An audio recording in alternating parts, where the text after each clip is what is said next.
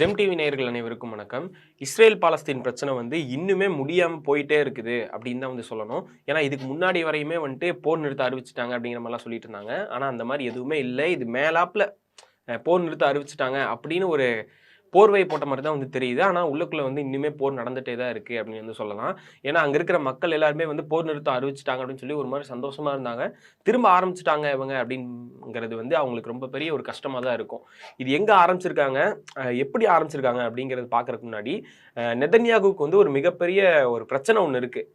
இதுன்னு இல்லை, இவர் இதுக்கு முன்னாடி இந்த பிரச்சனை நடந்ததுலேருந்தே இந்த பிரச்சனை இவருக்கு ஒரு மெயினான பிரச்சனையா இருக்கு. அது என்ன அப்படிங்கிறத நான் செகண்டா சொல்றேன். ஃபர்ஸ்ட் இப்போ எதுக்கு எப்படி ஆரம்பிச்சிருக்காங்க அப்படின்னு பார்த்தீங்கன்னா, இவங்க ஆரம்ப கட்டத்தில் இந்த பிரச்சனை இப்போ 2 வருஷம் நடந்த போர் எப்படி ஆரம்பிச்சது, ஹமாஸ் எங்களை அடிச்சாங்க, நாங்கள் திருப்பி அடித்தோம், அவங்க எங்களை அடிச்சாங்க, நாங்கள் திருப்பி அடித்தோம், அவங்க திருப்பி எங்கள் நாட்டுக்குள்ளே மக்களை கொன்னாங்க அடிச்சு. ஸோ அதனால தான் நாங்கள் 2 வருஷமா இப்போ வரையும் ஹமாஸை கொல்லணுங்கிற நோக்கத்தோட இத்தனை மக்களை நாங்கள் கொண்டிருக்கோம் அப்படிங்கிற மாதிரி இவ்வளோ நாள் போர் நடந்துட்டு இருந்துச்சு. ஸோ இது தொடர்ந்து போர்லாம் நிப்பாட்டி இதுக்கப்புறம் போர் இல்லை, 2 பேரும் சமரசமாக பேசி ஒட்டுக்க ஒரே இதாக போயிருங்க அப்படின்னு முடிவுக்கு வந்ததுக்கு அப்புறமும் ஹமாஸ் அவங்களுடைய ஆயுதங்கள்லாம் ஒப்படைச்சிட்டாங்க. ஆயுதங்கள்லாம் எதுவும் இல்லை. அதுக்கப்புறம் பணைய கைதிகள் எல்லாத்தையும் தாட்டி விட்டாங்க. அவங்களுமே மாற்றி அனுப்பிச்சிட்டாங்க. அது எல்லாருமே நம்ம எல்லாருமே நியூஸில் பார்த்துருப்போம், வீடியோஸும் பார்த்துருப்போம். எல்லா ஃபேமிலி அவங்கள திரும்ப மீட் பண்ண ஃபேமிலி எல்லாருமே ரொம்ப ஹாப்பியாக இருந்தாங்க. போர் நிறுத்தம் அறிவிச்சதுக்கு அப்புறமா காசா மக்களுமே ரொம்ப ரொம்ப சந்தோஷமாகவும் இருந்தாங்க. கொஞ்ச நாளாவே பார்த்தீங்கன்னா காசாக்குள்ள திரும்ப துப்பாக்கி சூடு சத்தங்கள் கேட்குது அப்படிங்கிற மாதிரிலாம் சொல்லிட்டு இருந்தாங்க.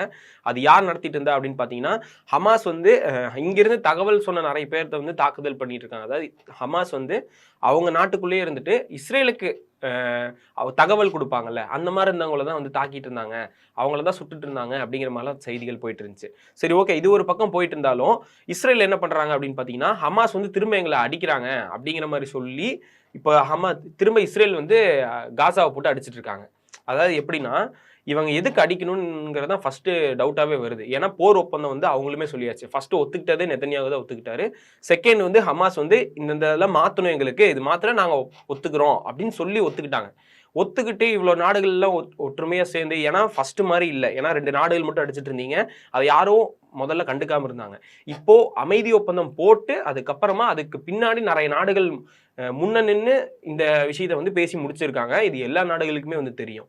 ஸோ இந்த டைம்ல இப்படி ஓகேன்னு சொல்லிட்டு திரும்ப அடிச்சா என்ன ஆகும் அப்படிங்கிற இஷ்யூ எல்லாத்துக்குமே தெரியும். இப்போ திரும்பவும் ஹமாஸ் எதுக்கு தாக்க போறாங்க அப்படிங்கிறது தெரியல. மெயினான அவங்க ரீசன் என்னவா இருக்கும் அப்படின்னு பார்த்தீங்கன்னா, அவங்க நாட்டு மக்களை காப்பாற்றணும், அவங்க நாட்டு மக்கள் நல்லா இருக்கணும் அப்படிங்கிறதா அவங்களுக்கு ஒரு 2 குறிக்கோள் 3 குறிக்கோள் இருந்தாலுமே அதுல ஒன்று கண்டிப்பா மக்களை காப்பாற்றுறதுக்கு இருக்கும் ஹமாஸ்க்கு. ஏன்னா அவங்க நாட்டு மக்களுக்காக தான் அவங்க போராடுறாங்க. சப்போஸ் வேற எதுக்கோ அவங்க இஸ்ரேலுக்கு மேல ஒரு கோவத்திலேயோ வஞ்சத்திலேயோ தாக்குனாலுமே ஒரு பாயிண்ட் அவங்க மக்களே காப்பாற்றணும் அப்படிங்கிறது இருக்கும். ஸோ அதுக்காக தான் இது பண்ணிட்டு இருந்தாங்க. இப்போ இவங்க 2 பேரும் தாக்கிட்டு இருக்கிறதுல என்ன சொல்றாங்க அப்படின்னு பார்த்தீங்கன்னா, அவங்க தான் தாக்குதல் நடத்துறாங்க, அதனால தான் நாங்கள் திருப்பி தாக்குற மாதிரி ஆயிடுச்சு அப்படின்னு சொல்லி, நீங்க அவங்கள்ட்ட போய் இவங்கள்ட்ட போய் கேளுங்க, அவங்கள்ட்ட போய் கேளுங்க, மாற்றி மாற்றி இந்த ஒரு மாதிரி அப்படி களைச்சுடுவாங்கல்ல, என்கிட்ட கேட்காதீங்க, எனக்கு இதுக்கு சம்மந்தம் கிடையாது, அவங்கள்ட்ட போய் கேளுங்க அப்படிங்கிற மாதிரி மாற்றி விட்றாங்க.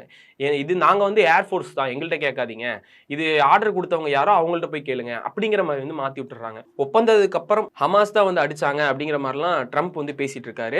நீங்க ஹமாஸ் தான் அடிச்சிட்டு இருக்கீங்க, இஸ்ரேல் மேல எந்த தப்பும் இல்லை, நீங்க மாற்றி மாற்றி எதுக்கு நீங்க ஹமாஸ் ஃபர்ஸ்ட் இஸ்ரேலை அடிக்கிறீங்க அப்படிங்கிற மாதிரி அவர் தான் இப்போ இஸ்ரேலை ஹமாஸை திட்டிட்டு இருக்காரு. இஸ்ரேல் பக்கம் நியாயமா எப்பவும் போலுமே இஸ்ரேல் பக்கம் நின்று பேசிட்டு இருக்காரு.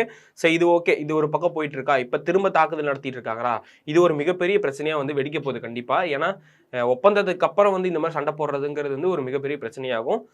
இதுக்கு பின்னாடி நிறைய நாடுகளும் இருப்பாங்க. அது மற்ற நாடுகளோட ஒப்பந்தத்தைப்படி தான் அதான் எகிப்துல தான் பேச்சுவார்த்தை நடத்தி இதெல்லாம் பண்ணாங்க. இப்போ இவ்வளோ பண்ணி ஒப்பந்தம் போட்டதுக்கப்புறம் நீங்க தாக்குதல் நடத்துறீங்கன்னா ஹமாஸுக்கு மட்டும் பிரச்சனை இல்லை, இஸ்ரேலுக்குமே இது பிரச்சனை தான். சரி, இப்போ நெதன்யாகு அவருக்கு என்ன பிரச்சனை இருக்கு அப்படின்னு பார்த்தீங்கன்னா, அவருக்கு ஒரு மிகப்பெரிய பிரச்சனை ஒன்று இப்பன்னு இல்லை, ரொம்ப நாளாவே அவருக்கு இருக்கு. இதுக்கு முன்னாடி கூட ஒரு ஐநா சபை மீட்டிங் ஒன்று நடத்தியிருப்பாங்க, எல்லாருமே பார்த்துருப்போம். அவர் பேச ஆரம்பிச்ச உடனே எல்லா நாட்டோட அதாவது முக்கியமான ஆள்கள் எல்லாருமே எந்திரிச்சு போக ஆரம்பிச்சிட்டாங்க.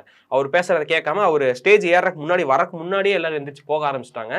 ஸோ அதுக்கு போறதுக்கு முன்னாடி அவருக்கு என்ன சம்பவம் நடந்திருக்கு அப்படின்னு பார்த்தீங்கன்னா, அங்கிருந்து இப்போ அமெரிக்காவுக்கு போறாருன்னு வைங்க, அவர் போறக்கு ஸ்ட்ரைட்டா ஒரு ரோடு இருக்கும், ஸ்ட்ரைட்டா ஒரு வழியா போறாருன்னு வச்சுக்கோங்க. இப்போ ஃப்ளைட்ல போறாங்க, இங்கிருந்து ஒரு நாட்டுக்கு ஸ்ட்ரைட்டா அப்படி போனா இப்படி போய்க்கலாம். ஆனா அப்படி போக முடியாம எப்படி போயிருக்காருன்னா, இப்படி சுத்தி ஒரு 600 கிலோமீட்டர் சுத்தி வேற ஏதோ வழியில, அதாவது நேரா போக வேண்டிய வழியை சுத்தி முத்தி அங்கங்கேயும் போய் 600 கிலோமீட்டர்ஸ் தாண்டி அங்க போயிருக்காரு. இவர் எதுக்காக அப்படி சுத்தி முத்தி போயிருக்காரு அப்படின்னு பாத்தீங்கன்னா, இப்போ வந்து இவர் வந்து செஞ்சு இந்த போர் நடத்தினார்ல, இது வந்து போர் குற்றம் அப்படின்னு சொல்லி இவர் நடத்தின போர் வந்து ஒரு மிகப்பெரிய குற்றம், போர் குற்றம் செஞ்சிருக்காரு அப்படின்னு சொல்லி சர்வதேச நீதிமன்றம் வந்து இவரை வந்து கைது செய்யணும் அப்படிங்கிற மாதிரி வந்து உத்தரவு போட்டிருக்காங்க, விதி போட்டிருக்காங்க. இப்போ அந்த நீதிமன்றத்துடைய பேச்சுக்களையும் அந்த நீதிமன்றத்துடைய விதிகளையும் யாரெல்லாம் ஃபாலோ பண்ணுவாங்களோ அவங்க எல்லாருமே வந்து அவங்க நாட்டுக்குள்ளேயோ இல்ல அவங்க நாட்டுக்கு வானத்துக்கு மேலேயோ இல்ல அவங்க நாட்டுக்குள்ளேயோ வந்து நெதன்யாகு வராரு அப்படின்னா வந்தாலே கண்டிப்பா அந்த சர்வதேச நீதிமன்றத்தை மதிக்கிறாங்க, அந்த அவங்களுக்கு வந்து அந்த விதிகள் வந்து அந்த நாட்டுக்குமே வந்து பொருந்தும் அப்படின்னு இருக்கிறவங்க எல்லாருமே கண்டிப்பா அந்த நாட்டுக்குள்ள நெதன்யாகு வந்தாருன்னா கண்டிப்பா அரெஸ்ட் பண்ணிடுவாங்க அப்படிங்கிறது வந்து எல்லாத்துக்குமே தெரியும். ஸோ அதனாலதான் போனா அரெஸ்ட் பண்ணிடுவாங்களோ அப்படின்னு சொல்லி அவர் சுத்தி போயிருக்காரு. அது மட்டும் இல்லாம இப்ப ரீசெண்ட் டைம்ல பாத்தீங்கன்னா கனடாவுடைய பிரதமர் அவருமே வந்து சொல்லியிருக்காரு, நெதன்யாகு மட்டும் மண்ணுக்குள்ள காலை வச்சாருன்னா அடுத்த செகண்டே அவரை நாங்க வந்து அரெஸ்ட் பண்ணிடுவோம் அப்படிங்கிற மாதிரி வந்து சொல்லியிருக்காரு. இது ஏன் அப்படி பண்ணிட்டு இருக்காருன்னா, அந்த இவ்வளோ மக்களை வந்து அவரு சாகடிச்சிருக்காரு, அதாவது கொன்றிருக்காரு, போருங்கிற பேர்ல வந்து இப்படி இவ்வளோ பண்ணியிருக்காரு, போர் குற்றம் கேஸ் வந்து அவர் மேல போட்டிருக்கோம், அவர் வந்து கண்டிப்பா கைது செஞ்சே ஆகணும் அப்படிங்கிற மாதிரி சர்வதேச நீதிமன்றத்துல சொல்லியிருக்காங்கல்ல.